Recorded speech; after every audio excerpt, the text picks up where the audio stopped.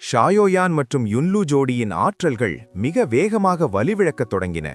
அவர்கள் தங்கள் சக்தியை கட்டுப்படுத்த போராடினாலும் அந்த சிதைவை தடுக்க முடியவில்லை. இன்ஷு கர்வத்துடன் நிமிர்ந்து நின்றான்.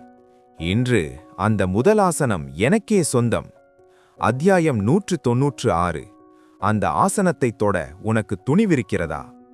இரத்தமலரின் மனசாக்கா ஃப்ளவர் அந்த பயங்கரமான ஆற்றல் வெளிப்பட்ட அந்த நொடியில் அது ஷாயோயானின் நரக நெருப்பையும் யுன்லு ஜோடியின் எல்லையற்ற காற்று மேக சக்தியையும் ஒரு சேர அடக்கியது. ஷாயோயான் மற்றும் சிங்ஃபோங் மிங்கா ஜோடி தங்கள் புருவங்களைச் சுருக்கினர். அவர்கள் மனதிற்குள் ஏதோ கணக்கு போட்டுக் கொண்டிருந்தனர். அவர்களிடம் இன்னும் சில ரகசிய ஆயுதங்கள் இருந்தன. ஆனால் அவற்றை இங்கேயே வெளிப்படுத்த வேண்டுமா? ஒரு தற்காப்பு கலை நிபுணரை பொறுத்தவரை உயிர் போகும் நிலை வந்தால் ஒழிய தனது கடைசி ரகசியத்தை வெளிப்படுத்தக்கூடாது. ரகசியங்கள் இல்லாத ஒரு வீரன் போர்க்களத்தில் மிக விரைவாக வீழ்த்தப்படுவான். அவர்கள் தயங்கிக் கொண்டிருந்த அந்த தருணத்தை பயன்படுத்தி இன்ஷு ஒரு அடி முன்னால் எடுத்து வைத்தான். அடடா, அவன் முந்திக் கொண்டான். முதலில் மூவருக்கும் இடையே இருந்த அந்த சமநிலை இப்போது குலைந்தது. இன்ஷு அரை அடி முன்னால் சென்றதுமே அவனுக்கு மிகப்பெரிய சாதகம் கிடைத்தது. திமிர் பிடித்தவனே, அங்கேயே நில் என்று ஷாயோயான் கர்ஜித்தான். அவனது உடல் முழுவதிலிருந்தும் வெள்ளை நிற ஆன்மீக நெருப்பு வெடித்து கிளம்பியது. இதுதான் அவனது உண்மையான ரகசிய ஆயுளம், உயிராதார அழிவு நெருப்பு. தனது உடலையே விறகாகவும் ஆன்மீக ஆற்றலை எரிபொருளாகவும் கொண்டு தனது அழிக்கும் உடல் தன்மையோடு இணைந்து இந்த நெருப்பை அவன் உருவாக்கினான். இது மற்ற நெருப்புகளை விட அவனது கட்டளைக்கு மிக விரைவாக கீழ்ப்படியும். அதே சமயம் சிங்ஃபோங் மற்றும் மிங்கா இருவரும் ஒருவரை ஒருவர் மிகவும் நெருக்கமாக கட்டிக்கொண்டனர். அவர்களது சாகுபடிக்கலை மிகவும் விசித்திரமானது. அவர்கள் எந்த அளவுக்கு நெருக்கமாக இருக்கிறார்களோ அந்த அளவுக்கு அவர்களின் கூட்டு சக்தி பல மடங்கு பெருகும். கிங் டயர் எனப்படும் மகா வூயாங் ஆற்றல் பல நிலைகளாக பிரிக்கப்பட்டிருந்தது. மனித நிலை, நிலநிலை, விண்ணுலக நிலை மற்றும் யூஜி நிலை. சிங்ஃபாங் மற்றும் மிங்கா ஜோடியால் எட்டக்கூடிய உச்சநிலை விண்ணுலக நிலை, ஹெவன் டியர் மகா வூ யாங் ஆகும். இதன் வலிமை விண்ணையும் மண்ணையும் தகர்க்கும் வல்லமை கொண்டது. ஆனால் அவர்கள் உண்மையை உணர்ந்தபோது தாமதமாகிவிட்டது.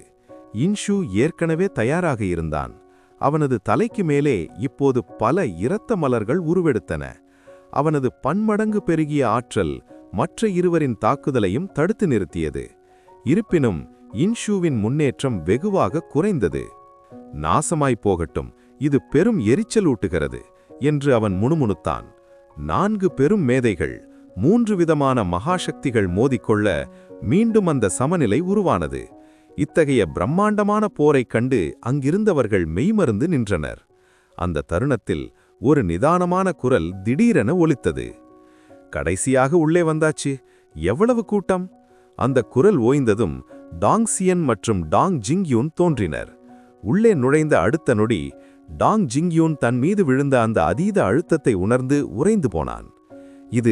இது நரக நெருப்பு, மகா வூ யாங் மற்றும் இரத்த மலரின் உச்சகட்ட ஆற்றல். என் கடவுளே என்று டாங் ஜிங்யூன் அலறினான். இவர்கள் இங்கே என்னதான் செய்து கொண்டிருக்கிறார்கள்?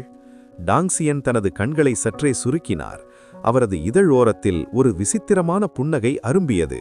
ஏனெனில் அவர் அங்கே ஷாவோயானை கண்டுவிட்டார்.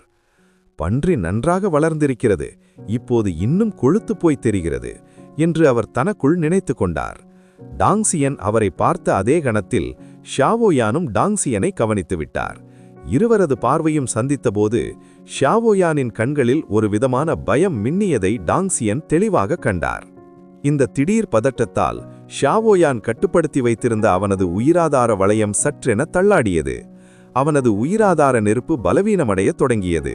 இதை கவனித்த இன்ஷு மற்றும் யுன்லு ஜோடி, இந்த குப்பைக்கு இதற்கு மேல் தாக்குப்பிடிக்க தெரியவில்லை, ஹெவன்லி ஷியாவோ வம்சத்தின் வாரிசுக்கு இவ்வளவுதான் பலமா என்று ஏளனம் செய்தனர். ஷியாவோயான் ஆத்திரத்தில் கொதித்தான். ஆனால் அவனால் தனது முழு சக்தியையும் வெளிப்படுத்த முடியவில்லை. ஏனெனில் அங்கே மரணத்தைப் போல டாங்சியன் நின்றிருந்தார். டாங்சியன் அமைதியாக கூறினார், மீண்டும் சந்திப்போம். டாங்ஷென் புன்னகையுடன் கூறினார். ஷியாவோயான் அவரை பார்த்து கோபமாக ஒரு முனகல் விடுத்து தனது தலையை திருப்பிக் கொண்டான். டோங்ஜிங் யூன் அதிர்ச்சியில் இமைகளை தட்டினான். டாங் சகோதரா, உங்களுக்கு உண்மையில் அந்த விண்ணுலக ஷியாவோ வம்சத்தை சேர்ந்தவரை தெரியுமா? டாங்ஷென் நிதானமாக தலையசைத்தார். 2 முறை சந்தித்திருக்கிறோம், சில வார்த்தைகள் பேசினோம். எங்களுக்குள் ஒரு நல்ல நல்லுறவு இருக்கிறது. இதை கேட்டதும் ஷியாவோ யானின் முகம் கோபத்தில் பச்சையாக மாறியது. யார் உன்னுடன் நல்லுறவு வைத்திருப்பது? நமக்கு இடையே அப்படி என்ன உறவு இருக்கிறது? இந்த சங்கமம் முடிந்த பிறகு வா, நாம் தனியாக பேசிக்கொள்ளலாம் என்று கருவினான். டாங்ஷென் சிரித்தார். நிச்சயமாக. ஷியாவோ யான் ஆத்திரத்தில் ரத்தம் கக்கும் நிலைக்கு சென்றான். பற்களை கடித்துக்கொண்டு அவன் சொன்னான், பேச வேண்டுமா? இதோ அந்த முதல் ஆசனத்தை பார். அங்கே போய் உட்கார், பிறகு நாம் பேசலாம். அவன் அங்கிருந்த முதன்மை இருக்கையை சுட்டிக்காட்டினான். டாங்ஷென் அதை லேசாக பார்த்தார். நீ சொல்லாவிட்டாலும் நான் அங்கேதான் உட்காரப் போகிறேன். ஏனென்றால் அந்த இடத்திலிருந்துதான் மேடை நன்றாக தெரியும். அப்படி கூறிவிட்டு டாங்ஷென் அந்த முதன்மை ஆசனத்தை நோக்கி நடக்கத் தொடங்கினார். ஷியாவோ யானின் உதடுகள் ஒரு வக்கிரமான புன்னகையில் விரிந்தன. சரியாக எனது வலையில் விழுந்து விட்டாய். டோங்ஜிங் யூன் பீதியடைந்து கத்தினான். டாங் சகோதரா, போகாதீர்கள். அந்த தருணத்தில் இன்ஷூ மற்றும் சிங்ஃபோங்கின் ஆற்றல்கள் அங்கே மிக கடுமையாக மோதிக்கொண்டிருந்தன. அந்த போர்க்களத்திற்குள் யார் நுழைந்தாலும் இந்த 3 பெரும் சக்திகளால் அவர்கள் துண்டு துண்டாக கிழிந்து போவார்கள். ஆனால் டாங்ஷென் எதையும் கேட்காதது போல, ஆபத்தை உணராத ஒருவரைப் போல மிகவும் நிதானமாக முன்னேறினார். இன்ஷூ மற்றும் யுன்லு ஜோடியும் டாங்ஷென் வருவதை கவனித்தனர். சிங்ஃபோங் மற்றும் மிங்காவின் முகத்தில் எள்ளி நகை தெரிந்தது. சாக துணிகிறானே. அவர்களின் கூட்டு மகா வூயாங் சக்தி அதன் உச்சத்தை எட்டியிருந்தது. அந்த சக்தியின் முன்னால் ஒரு ஹெவன் நிலை நிபுணர் கூட துகளாக சிதறிப்போவார். இந்நிலையில் டாங்ஷென் உள்ளே வருவது தற்கொலைக்கு சமம். இருப்பினும் டாங்ஷென் தனது கைகளை முதுகிற்கு பின்னால் கட்டியபடி அலட்சியமாக முன்னேறினார். அடுத்த சில நொடிகளில் அவர் அந்த மகா வூயாங் ஆற்றல் வளையத்திற்குள் நுழைந்தார். சியாவோயாங் பிவிலியனுக்குள் இருந்த மற்ற போர் வீரர்கள் டாங்ஷென்னை ஒருவித பரிதாபத்துடன் பார்த்தனர். முட்டாள், இது சுத்த தற்கொலை. அவன் சாக வேண்டுமென்றே முடிவெடுத்து விட்டான். இப்போது யமதர்மனால் கூட அவனை தடுக்க முடியாது. இந்த பிறவி அவனுக்கு ஒரு பாடமாக இருக்கட்டும். அடுத்த பிறவியிலாவது இவ்வளவு துணிச்சலாக இருக்காதே. ஒரு மாவீரனின் ஆற்றல் வளையம் என்பது அந்நிய சக்திகள் ஊடுருவும் போது இயற்கையாகவே திருப்பித் தாக்கும் தன்மை கொண்டது. டாங்ஷென்னின் வருகையை உணர்ந்த அந்த விண்ணுலக நிலை மகா வூயாங் சக்தி ஒரு இரத்த வெறி பிடித்த சிங்கத்தைப் போல அவரை நோக்கி சீறி பாய்ந்தது. அவரை துகள்களாக சிதைக்க துடித்தது. டாங்ஷென் தனது தலையை சற்றே உயர்த்தினார். தனக்கு மிகவும் பரிச்சயமான அந்த ஆற்றலை உணர்ந்ததும் அவரது இதழோரத்தில் ஒரு புன்னகை அரும்பியது. பேரனின் சக்தியைக் கொண்டு தாத்தாவையே எதிர்க்கிறார்களா? என்ன ஒரு நகைச்சுவை! அவர் தனது ஒரு கையை மட்டும் நீட்டினார். அங்கே ஒரு விசித்திரமான காட்சி அரங்கேறியது. அதுவரை மரண பயத்தை காட்டிய அந்த மகா வூயாங் சக்தி ஒரு சமத்து பிள்ளையைப் போல அவரது உள்ளங்கைக்குள் வந்து மிக அமைதியாக ஒடுங்கியது.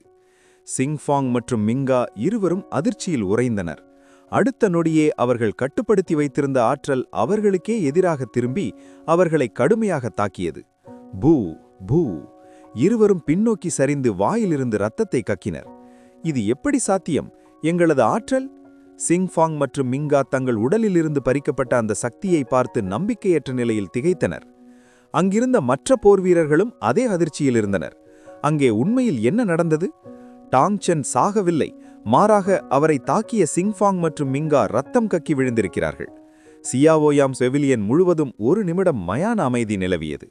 இன்ஷூவின் கருவிழிகள் சுருங்கின. சிங்ஃபாங் மற்றும் மிங்கா தன்னை விட சற்று பலம் குறைந்தவர்கள் என்றாலும் அவர்களுக்கும் தனக்கும் இடையே பெரிய இடைவெளி இல்லை என்பது அவனுக்கு தெரியும்.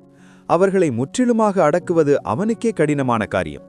ஆனால் டாங்ஷென் அவர்களை மிக எளிதாக, அதுவும் எப்படி என்று யாராலும் கணிக்க முடியாத வேகத்தில் வீழ்த்திவிட்டார். இன்ஷூவின் பார்வை இப்போது தீவிரமானது. டாங்ஷென் தனது வாயை திறந்து அந்த மகா வூயாங் ஆற்றலை அப்படியே உள்ளிழுத்து தனது வயிற்றுக்குள் கொண்டு சென்றார். முதலில் அந்த சக்தியை 10,000 மடங்கு அதிகப்படுத்தி பின்னர் அதை தனது உடலோடு ஆக்கிக் கொண்டார். எப்போதும் எதையும் பன்மடங்கு பெருக்கி உட்கொள்வது அவருக்கு ஒரு நல்ல பழக்கமாகிவிட்டது. முதலில் ஒன்றை பெற்றுவிட்டு அதன் நன்மையை பயன்படுத்தாமல் இருப்பது முட்டாள்தனம். அத்தியாயம் 197. கருப்பு மலர். ஊடுருவ முடியாத சிதைவு. கண்ணிமைக்கும் நேரத்தில் சிங்ஃபோங் மற்றும் மிங்கா ஆகிய 2 முன்னணி நிபுணர்களும் பின்வாங்க நேர்ந்தது. அங்கிருந்த கூட்டத்தினர் அந்த அதிர்ச்சியிலிருந்து மீள்வதற்கு முன்பே டாங்ஷென் இப்போது இன்ஷூவின் முன்னால் வந்து நின்றார். நகரு. வெறும் 2 சொற்கள்தான், ஆனால் அவை மறுக்க முடியாத ஒரு அதிகாரத்தை கொண்டிருந்தன. இன்ஷூ அசுர மார்க்கத்தின் ஈடு இணையற்ற மேதை. அவனது இரத்தத்திலேயே கர்வம் ஊறியிருந்தது. வேறு யாராவது அவனிடம் இப்படி பேசியிருந்தால் வானத்தையே பிளக்கும் ஒரு அடியை அவன் அவர்களுக்கு பதிலாக கொடுத்திருப்பான். ஆனால் டாங் சென்னின் கண்கள் அவனது கண்களை சந்தித்தபோது அந்த பார்வையில் மறைந்திருந்த பிரபஞ்சத்தின் சாரம் இன்ஷுவை நடுங்கச் செய்தது. எப்படி ஒருவரது கண்கள் இவ்வளவு பயங்கரமாக இருக்க முடியும்? ஏதோ ஒரு நீல நிற மகாசமுத்திரத்தின் முன்னால் நிற்பது போன்ற உணர்வு அவனுக்கு ஏற்பட்டது. அந்த அமைதியான மேற்பரப்பிற்கு அடியில் விண்ணையும் மண்ணையும் கிழித்தெறியும் வல்லமை கொண்ட பயங்கரமான புயல்கள் சீறிக்கொண்டிருந்தன. இந்த மௌனப் போரில் டாங் சென்னின் வேகம் ஒரு படி முன்னேறியது. இன்ஷுவின் இதயத்தில் திடீரென ஒரு கூர்மையான வலி ஏற்பட்டது. ஏதோ ஒரு கண்ணுக்கு தெரியாத கை அவனது இதயத்தை வன்முறையாக பிழிவது போலவும் மூச்சு விடுவதே கடினமாகவும் இருந்தது. அதே சமயம் அவனுக்குள் எல்லையற்ற ஆத்திரமும் பொங்கியது. தான் எப்போது இப்படிப்பட்ட அவமானத்தை சந்தித்திருக்கிறோம்? என்னை நகரச் சொல்கிறாயா? அப்படியானால் உனது வலிமையை காட்டு.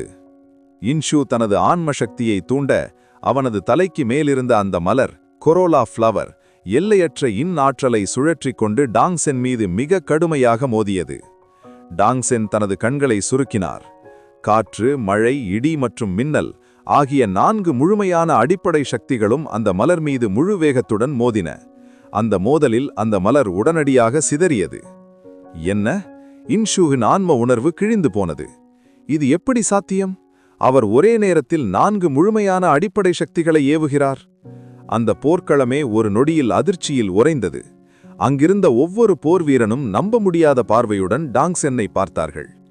மனித ஆற்றலுக்கென்று ஒரு எல்லை உண்டு.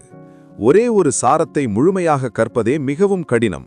மேதைகளால் மட்டுமே 2 அல்லது 3 வகைகளை ஒரே நேரத்தில் பயில முடியும். ஆனால் அந்த மேதைகள் கூட ஒரே நேரத்தில் 1க்கு மேற்பட்ட சக்திகளில் முழுமையடைய முடியாது. ஆனால் டாங்சென் 4 சக்திகளை ஏவியிருக்கிறார். ஒரே மூச்சில் 4 முழுமையான அடிப்படை சாரங்களை வெளிப்படுத்தி இன்ஷுவை முற்றிலுமாக நிலைகுலைய செய்தார் டாங்சென். பல அடிகள் பின்வாங்கிய இன்ஷுவின் முகம் அதிர்ச்சியில் கோணலாக மாறியது. நகரு! டாங்சென் ஒரு தேவையற்ற ஈயை விரட்டுவது போல தனது கையை அசைத்தார். இன்ஷுவின் உள்ளத்தில் ஆத்திரம் கொழுந்துவிட்டு எரிந்தது. அவனது கண்கள் மெதுவாக இரத்தச் சிவப்பாக மாறின. ஒரு கர்வமுள்ள அசுர சாகுபடியாளராக அவன் எப்போதும் எல்லை கடந்த திமிருடன் இருப்பவன். இப்போது அவனது இன்கலை முழுமை பெற்றிருப்பதால் அவன் அனைவரையும் துச்சமாகவே கருதினான். டாங்சென்னால் தான் பின்னுக்கு தள்ளப்பட்டது அவனது கர்வத்தை நேரடியாக தாக்கியது. ஆத்திரத்தில் வெறிபிடித்த இன்ஷு மீண்டும் தனது அதிகார எல்லையை இயக்கினான். மெதுவாக ஒரு புதிய மலர், கொரோலா, உருவாகத் தொடங்கியது. ஆனால் இந்த மலர் முன்பு இருந்த நிறத்தில் இல்லை. அது கார்மேகம் போன்ற அடர் கருப்பு நிறத்தில் இருந்தது. அந்த பிட்ச் பிளாக் மலர் உலகிலுள்ள அனைத்தையும் விழுங்கத் துடிக்கும் ஒரு பாதாள உலகத்திகளை வெளிப்படுத்தியது. என்னை பின்வாங்க செய்யும் ஒருவன் இந்த உலகில் பிறக்கவில்லை என்று குரூரமாக சிரித்தபடி இன்ஷு அந்த கருப்பு மலரை சுட்டிக்காட்டினான்.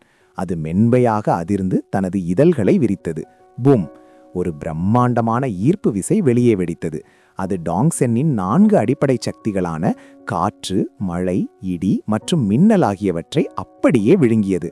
இந்த காட்சி அங்கிருந்த கூட்டத்தை மீண்டும் ஒரு முறை அதிர்ச்சியில் ஆழ்த்தியது. அந்த மலர் பயங்கரமானது. அது அடிப்படை சாரங்களையே விழுங்குகிறது. இதுதான் இன்ஷுவின் உண்மையான பலமா? இது உண்மையிலேயே அசுரத்தனமானது. ஷியாவோயான், சிங்ஃபாங் மற்றும் மிங்க ஆகியோர் அந்த கருப்பு மலரை உற்று பார்த்தனர். அவர்களின் இதயம் படபடத்தது. தாங்கள் ஏற்கனவே தங்களின் அனைத்து இரகசிய ஆயுதங்களையும் வெளிப்படுத்தியிருந்தாலும் கூட இன்ஷுவை இவ்வளவு எளிதில் தோற்கடித்திருக்க முடியாது என்பதை அவர்கள் உணர்ந்தனர். பிரபஞ்சத்தின் ஆதிசக்திகளில் இன் மற்றும் யான் மிக முக்கியமானவை. குழப்பத்திலிருந்தே இவை பிறந்தன. இவற்றிலிருந்தே மற்ற அனைத்தும் உருவாகின. எனவே டாங்சென்னின் சக்திகள் எவ்வளவு வலிமையாக இருந்தாலும் தூய்மையான இன் ஆற்றலின் அழிவுத்தன்மைக்கு முன்னால் அவை பயனற்றவை என்று தோன்றியது. 4 சக்திகளையும் விழுங்கிய இன்ஷு திருப்தியுடன் புன்னகைத்தான். அற்புதமான சுவை! எவ்வளவு ருசியான ஆற்றல்! உன்னால் இன்னும் அதிகமாக எனக்கு கொடுக்க முடியும். அவனது குரலில் எள்ளல் தெரித்தது. தனது 4 சக்திகளும் விழுங்கப்பட்ட போதிலும் டாங்சென் முகத்தில் எந்த ஒரு பதற்றமோ அல்லது பயமோ இல்லை.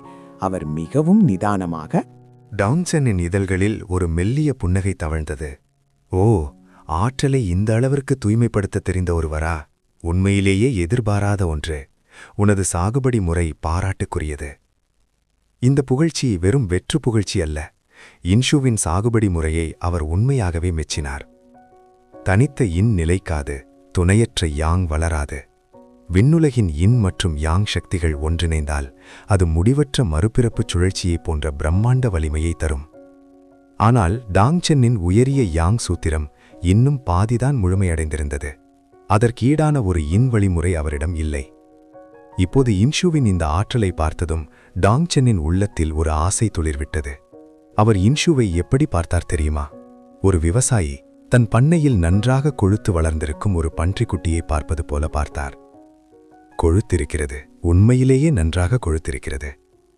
இருப்பினும் இத்தனை கண்கள் பார்த்து கொண்டிருக்கும்போது உடனடியாக இன்ஷுவின் இடைவெளி மோதிரத்தை பிடுங்குவது சரியாக இருக்காது என்று அவர் நினைத்தார். ஆனால் தான் ஏற்கனவே டாங்சென்னின் இலக்காக மாறிவிட்டதை அறியாத இன்ஷு தொடர்ந்து வெறித்தனமாக ஏளனம் செய்தான். இப்போது வருத்தப்பட்டு ஒரு பயனும் இல்லை. எனது அழிவு கலை உன்னை சிதைக்கும்போது வலியால் அலறு. அவன் தனது ஆன்ம சக்தியை தோண்டினான். அந்த பயங்கரமான கருப்பு மலர் மெதுவாக விரிந்தது. அதன் மர்மமான மகரந்த தாள்கள் டாங்சென்னை இலக்கு வைத்தன. மரணம் மற்றும் படுகொலையின் ஒரு குளிர்ந்த நிழல் அந்த இடமெங்கும் பரவியது. அங்கிருந்த அனைவரும் அதிர்ச்சியடைந்தனர். என்ன, இன்ஷு உண்மையிலே அவனை கொல்லப் போகிறானா? பேரழிவுதான். அவன் இன்ஷுவை ஆத்திரமுட்டி தனக்குத்தானே மரண தண்டனையை தேடிக்கொண்டான். என்ன ஒரு பரிதாபம்! இவ்வளவு சிறந்த சாகுபடி நிலை கொண்ட இந்த மனிதன் இங்கே அழியப் போகிறானே. இன்ஷுவின் கொலைவெறி உச்சத்தை எட்டியபோது அனைவரும் டாங்சென்னை நோக்கி பார்த்தனர். ஆனால் டோங்ஜிங் யூன் மட்டும் மரண பயத்தில் முகம் வெளிரி போய் நின்றான். டாங்சென்னின் முகத்தில் ஏற்படும் சிறு மாற்றங்களை கவனித்த அவனது இதயம் நடுக்கமுற்றது. முடிந்தது. அவர் கோபமடைந்து விட்டார். இன்ஷு, நீ ஒரு முட்டாள். உலகில் மோத ஆளே இல்லாதது போல இவரிடமா வந்து வம்பிழுப்பாய்? டாங்சென் அமைதியாக இன்ஷுவை பார்த்தார். நீ என்னை கொல்ல விரும்புகிறாயா?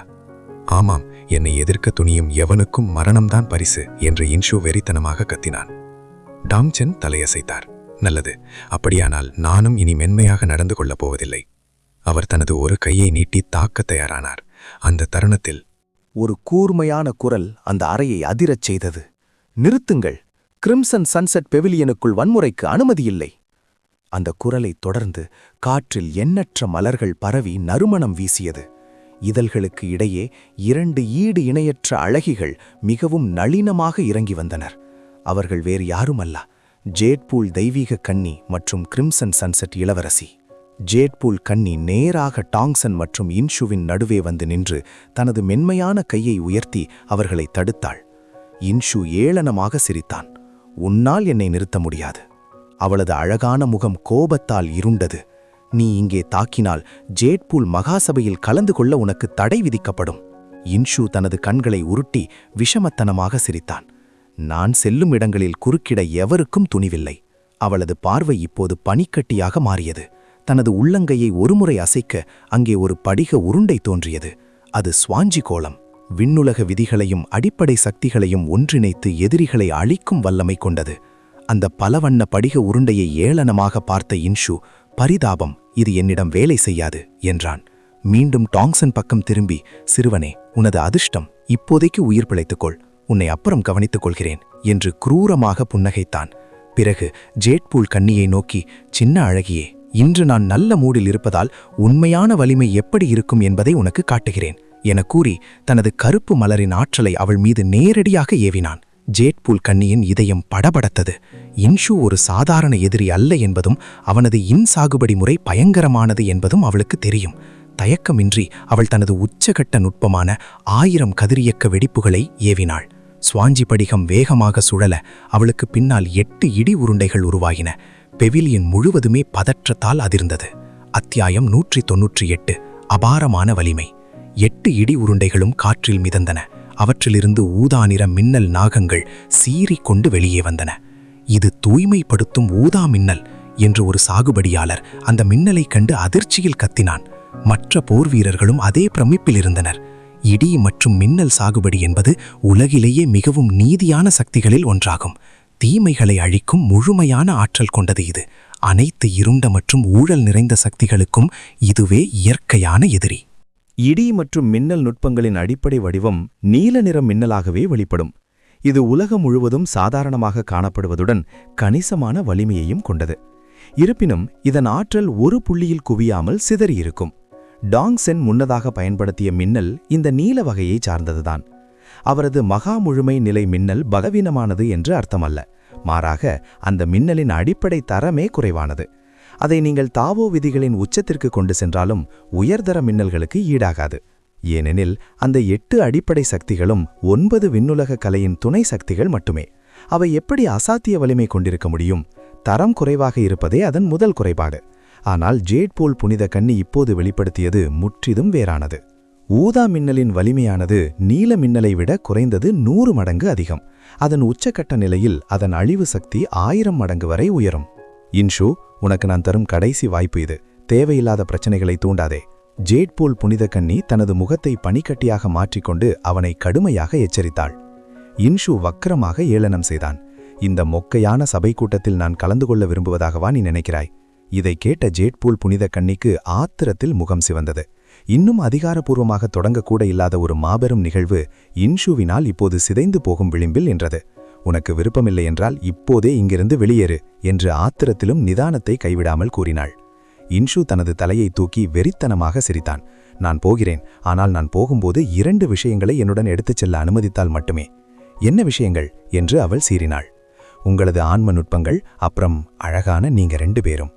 இன்ஷு அருவருக்கத்தக்க வகையில் சிரித்தான். அவனது கண்கள் ஜேட்பூல் கன்னி மற்றும் இளவரசி சியானின் உடல் அங்கங்களை வெட்கமில்லாமல் மேய்ந்தன. இத்தகைய கீழ்த்தரமான சொற்கள் அந்த 2 பெண்களையும் கடும் கோபத்திற்கு ஆளாக்கின. அவர்கள் மட்டுமன்றி அங்கே வேடிக்கை பார்த்து கொண்டிருந்த போர்வீரர்களில் அந்த பெண்களுக்கு தீவிர விசுவாசிகளும் ரசிகர்களும் இருந்தனர்.